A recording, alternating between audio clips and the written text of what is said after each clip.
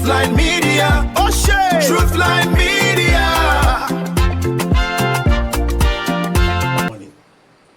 Number 4, democracy and freedom of speech. Can religious leader freely express concerns? Should criticism of government always be at the uppermost part or welcomed in a democracy? If you look at these, you will see there are some people who have spoken before us, even before the Catholic bishops. The fact remains the same, that we should not be clapping down on ourselves.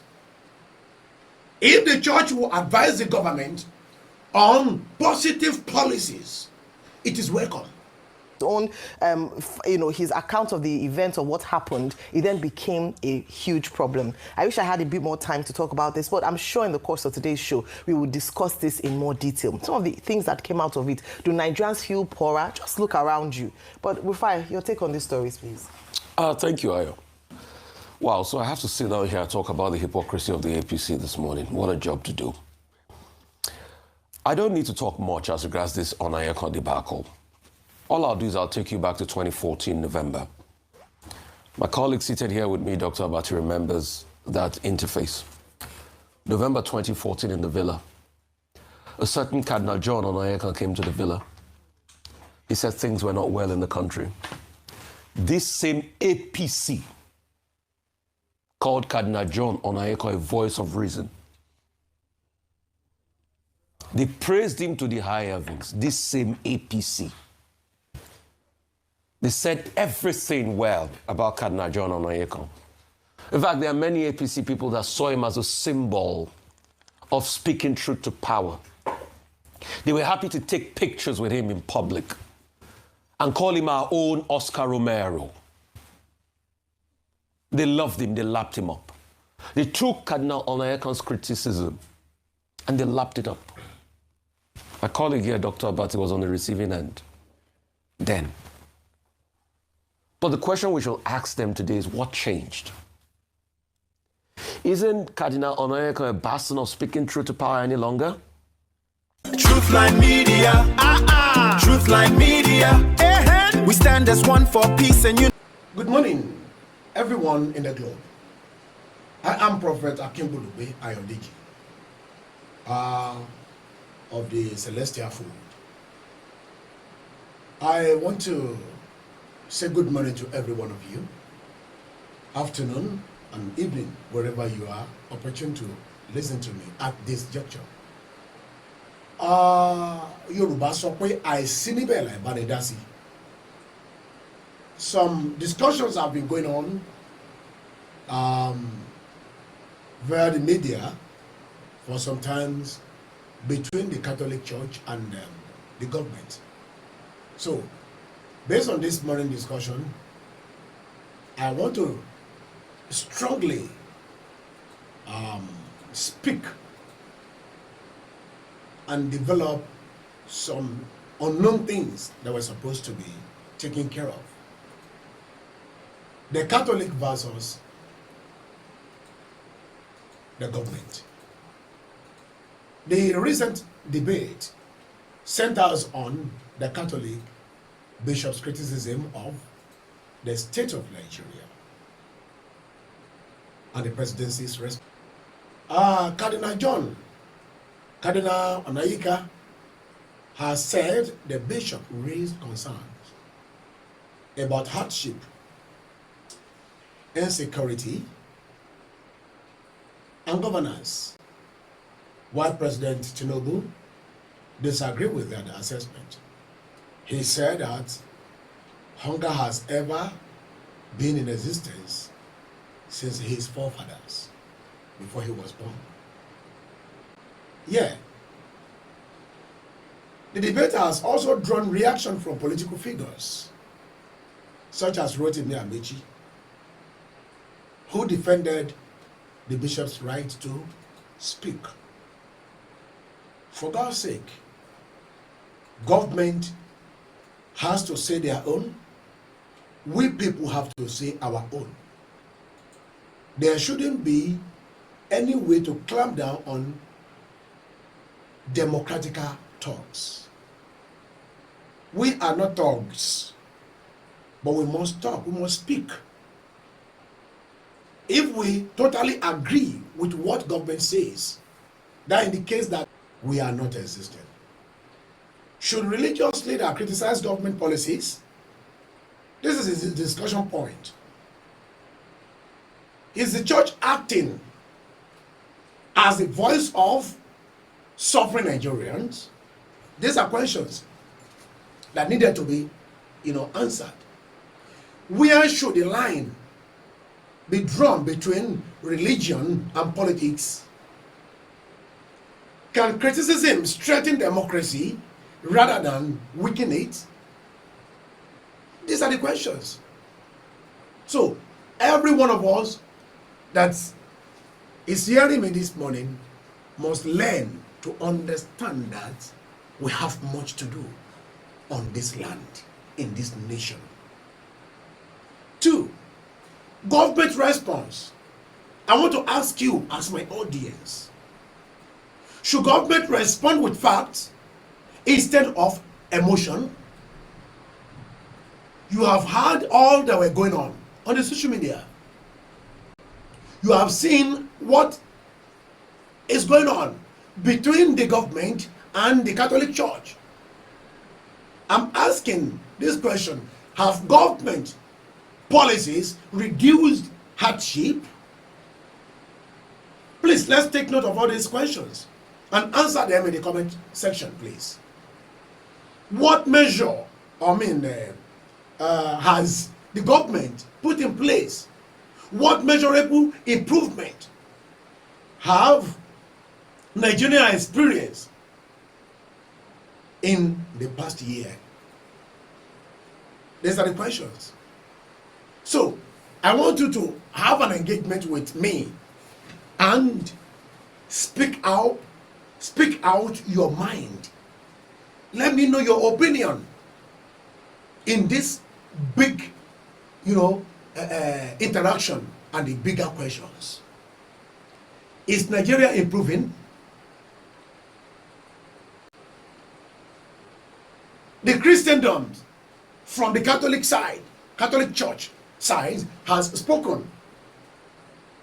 We could say vividly that it is because of the citizens that they are advising the government. But how do the government respond? Now, divide the discussion into sectors. Let's go. This discussion goes about the economy.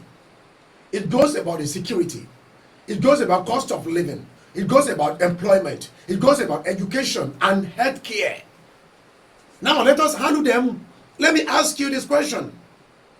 I want to ask you to judge each area by yourself. As a citizen of this nation and as an observer from afar this morning. Number 4, democracy and freedom of speech. Can religious leaders freely express concerns?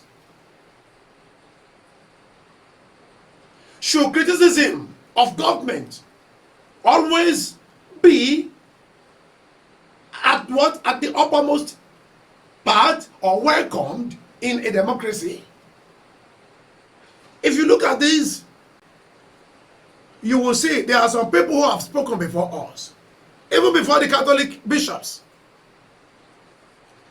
The fact remains the same, that we should not be clapping down on ourselves. If the church will advise the government on positive policies, it is welcome.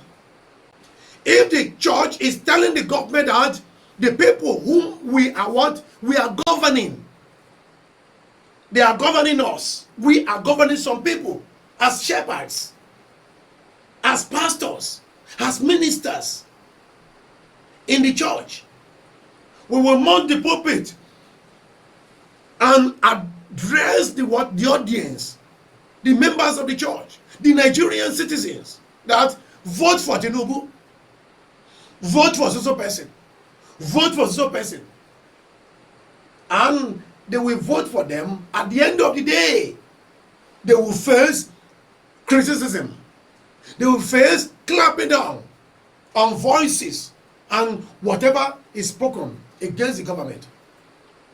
Will democracy thrive with this kind of attitude? So anybody who understand these things, we should not be picking forth from both directions. We should always go to solutions. I want to ask this practical question this morning. What should President Tinubu do differently? Number two, what should religious leaders do beyond criticism? What role should ordinary Nigerians play? These are the three questions. Now, in order to engage you once more as my listener and viewer, let me ask these questions. Do you agree with the Catholic bishops? Was President Tinubu right to reject their assessment? Please let me see your comment on this so we can come back and discuss on it. Because I believe what we are saying here, it regards to President Tinubu's WhatsApp directly. Is Nigeria moving in the right direction? Who is speaking the truth about the country's conditions? Who is speaking the truth about the country's situation? These are questions. What one quality policy would you advise the president to implement immediately? Please talk about this. There's a strong, question that will bring me into a strong conclusion. I will now refer you down to the Arise TV. What we discussed this morning is very, very cogent, to be discussed about. This discussion is not about taking sides. It is about Nigeria, whether you support the government or the bishops. The real question is this: are the lives of ordinary Nigerians improving? This is the standard by which every government should be judged. The standard of the living of the citizenry matters. This style will help you and I to balance and engage ourselves with what's supposed to be done in the nation. I want you, the viewers, to comment, subscribe, and return for future discussions. Thank you. Let's go to our TV. God bless you. I remain Prophet Akimbulugbe. Truthline Media, Truthline Media, we stand as one for peace and unity. Moving on, the presidency has defended the administration of President Bola Tinubu after the Bishop Emeritus of Abuja, John Cardinal Olorunfemi Onaiyekan, criticized the administration, accusing the president's aides of shielding him from the realities facing Nigerians. His comments drew a sharp response from the presidency, which said the Cardinal was not speaking on behalf of all Christians in Nigeria. Onaiyekan's interview has since generated heat in the political terrain in Nigeria, as the opposition African Democratic Congress has backed the position of the Catholic bishop, while the presidency fights back on ethics on off-record interviews. The Catholic bishops who met with the president spoke on issues affecting not only Catholics but also Christians and Nigerians in general, insisting that their message was one of national interest, humanity and good governance. Now let me come to the presidency and their response to the Catholic Bishops' Conference. I want to lay a few points, first of all, before I go into the statement that was released, one hand by Mr. Temitope Ajayi and the other hand by Daniel Bwala, speaking on behalf of the president. First of all is that when the Catholic bishops, some of the representatives had gone to meet with the president, they had said categorically that this statement representing was not from them, that they were representing after deliberations, rigorous deliberations from the Catholic Bishops' Conference. They were just acting as spokespersons.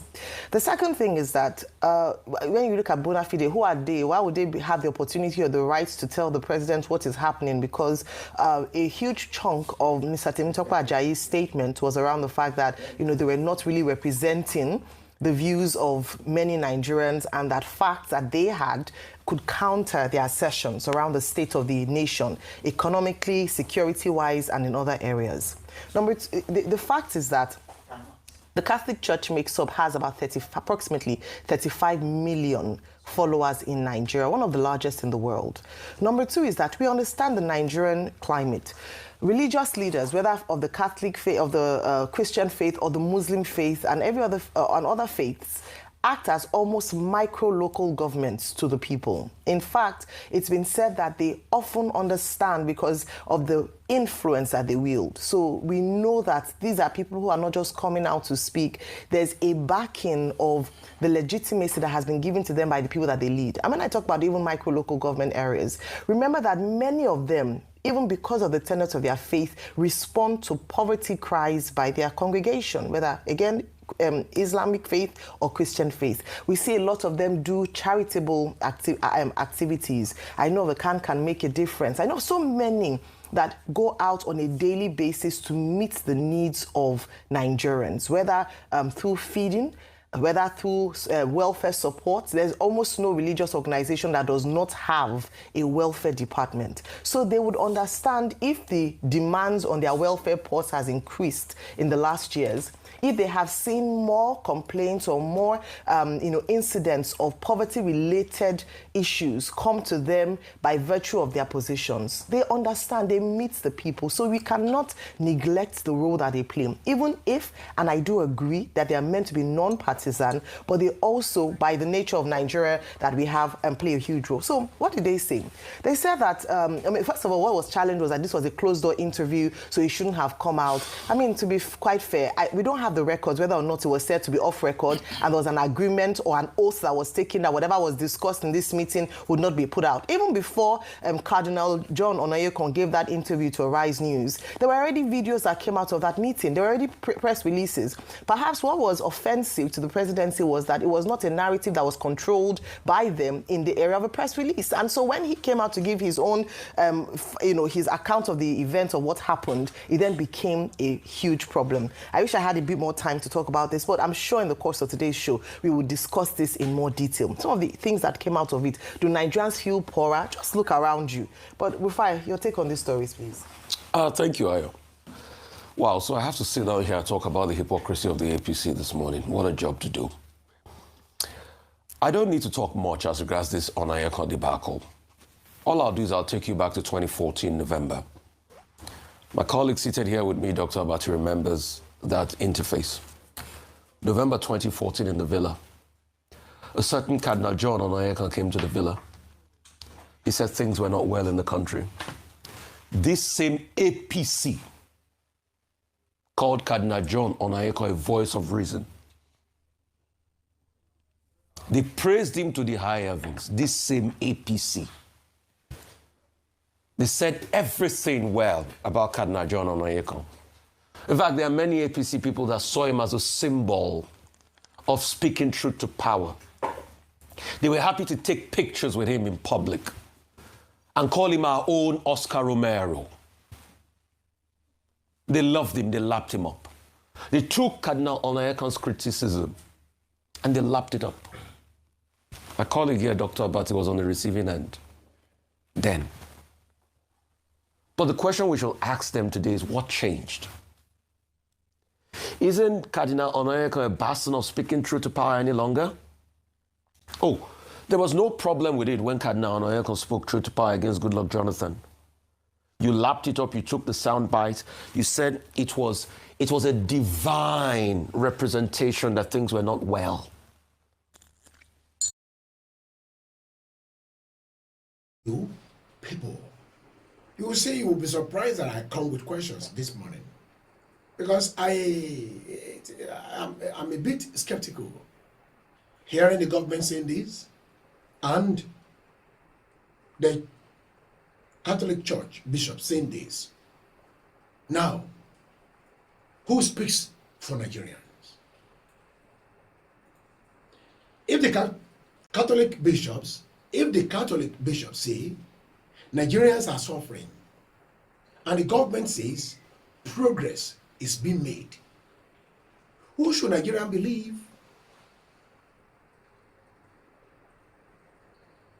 Or who is the truth?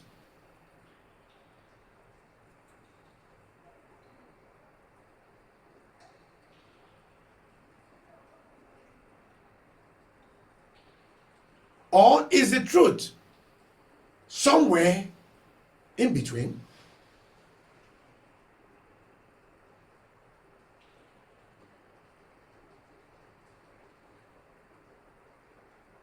Can the Catholic Church hold government accountable? Please, I want you to understand when I ask this question. Throughout history, religious leaders have sometimes spoken on issues of justice and governance. Sincerely speaking, should they continue to do so today? Or they should keep mute? Should they limit themselves to spiritual matters or also speak on national issues? These are many more questions. So, you and I should get engaged at this moment with these answers and the questions to prefer answers, so we can come back and relate it to the whole world. That these are the things that are expected. These are the things that are expected, quote and unquote. Should pastors, bishops, and imams speak about politics when it affects the welfare of the people? Question. Is Nigeria better than it was 2 years ago? These are the questions I'm asking you. And I want you to answer me veritably. Don't forget, price and the prices of food items, fuel prices, security, employment, my people. It doesn't end there. Electricity, exchange rate, healthcare. I am inviting you now to say something, because you might have seen something, so the government can do something. It's beyond talking. The masses are suffering, though the government has put in place some policies to measure this. Probably the presidency will say the citizenry should calm down and see the effect of these policies as time goes on. I think that should have been what should come out, which we will be debating today. What should Nigerian judge a government by? Is it lower inflations? Is it better security? Is it more jobs? Should we be talking about the infrastructural improvements, education, or the healthcare? I ask, what is the one thing that matters most to you? Let us have this discussion. And we should all explore this. When does criticism help a government improve When does it become partisan politics? Question.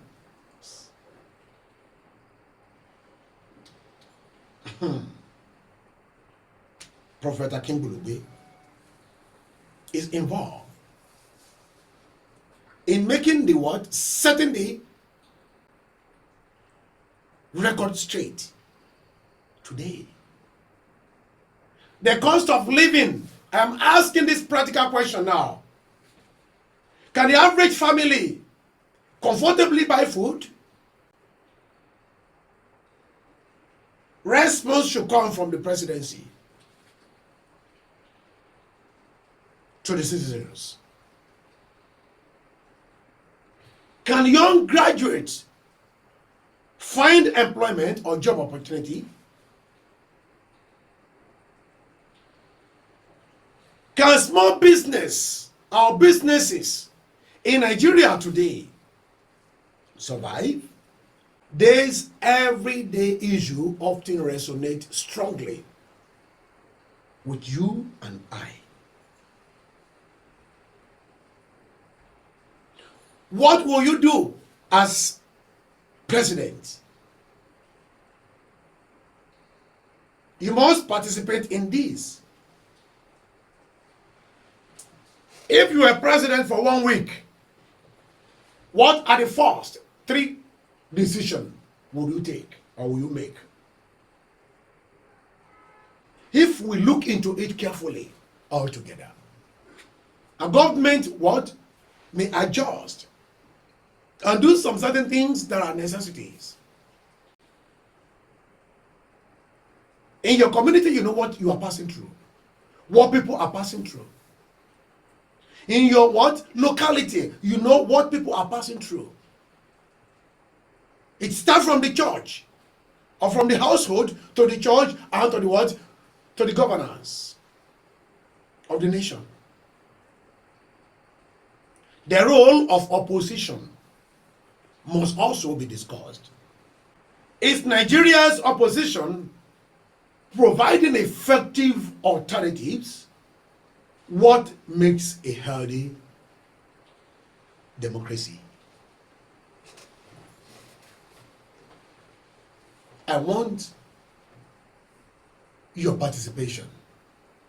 Not 10, not 100 people. As many as I can have answers, I will still return back to discuss it. What reforms should come first? What can citizens do? What responsibility do government, religious leaders, businesses, and community each have? Please, let us have your opinion. If this is the first time of seeing this channel, do subscribe, like, and share this program. Let it go far beyond limit. Is Nigeria heading in the right direction? What is the biggest challenge facing your family this day? Do you think criticism of government helps improve governance? What policy should be the government's top priority right now? What policy should be the government's top priority now? If you could ask President Tinubu one question, what will it be? If you could ask the Catholic bishops one question, what will it be?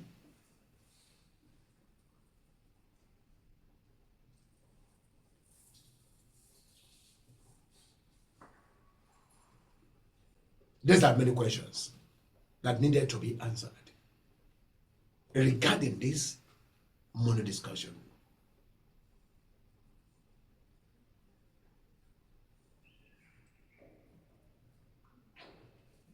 I want to thank you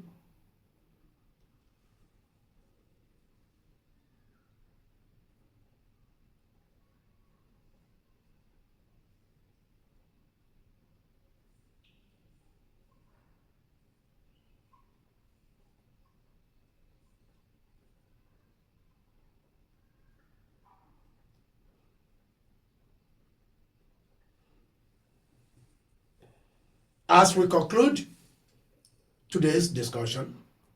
Remember that this is not about defending one side or condemning the other.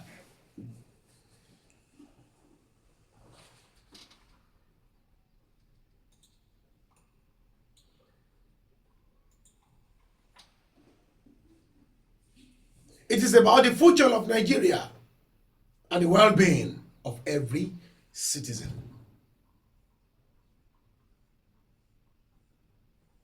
Whether you agree with the Catholic bishops or with the government's response, the most important thing and important question remains: are the lives of ordinary Nigerians improving? So, if you and I have this at the back of our mind, that is the standard by which every government should ultimately be judged. Democracy thrives where citizens can ask questions, leaders can explain their policies, and institutions can express their views respectively. Respectfully. Constructive dialogues should lead to better solution, not deeper division. Now, I want to hear from you. Do you believe Nigeria is moving in the right direction? What should the government prioritize? Do you think Do you think religious leaders should continue to speak on national issues? Share your thoughts in the comment section.